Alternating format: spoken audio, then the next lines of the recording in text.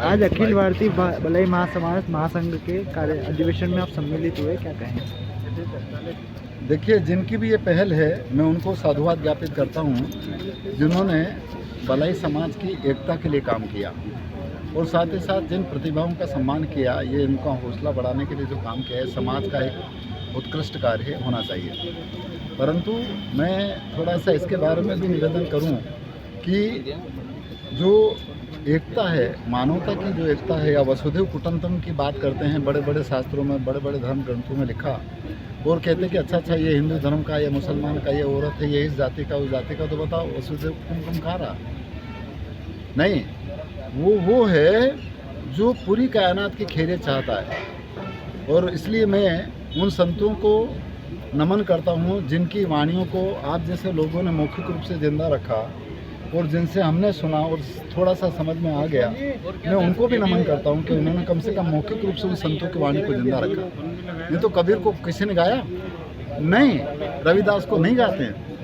क्यों गाएंगे? क्योंकि एक तो यह है कि उन्होंने वो बात करी है जो मानव समाज में जो अंधकार और रूढ़ी और मजहब और दायरे और ये बनाया, उससे ऊपर उठ करके, तो इस वजह से उनके धंधे खत्म हो जाएंगे। इस वजह से उनको कौन गाएगा? इसलिए संत वो हैं जो सबके खेले चाहते हैं। और इसीलिए जो कहा है ना कि आग लगी आकाश में और जल पड़े अंगार, और संत न होते जगत में तो जन्म होता संसार। और संत वो होता है या राजा वो होता है जो सबके खेले चाहता है। और इसीलिए कहा ना कि कबीर खड़े बाजार में सबके चाहे खेल, ना काऊ से दोस्ती ना काऊ से बेर। पर मैं तो यूँ कहूँ कि अच्छा मैं इसका धर्म का हूँ, तुम अलग हटो, ये इस धर्म के इनको दूर करो, तो बताओ फिर क्या खेल चाहेगा?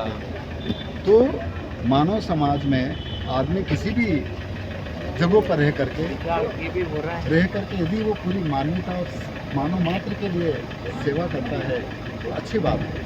वो किसी पद के ऊपर रह करके कर सकता है, किसी पार्टी के अंदर रह करके कर सकता है, किसी धर्म के अंदर रह कर सकता है, परंतु धर्म दायरा नहीं है, पार्टी भी दायरा नहीं है, परंतु दायरे बन गए। क्योंकि बनने के बाद में तो सबका होता है ना भाई।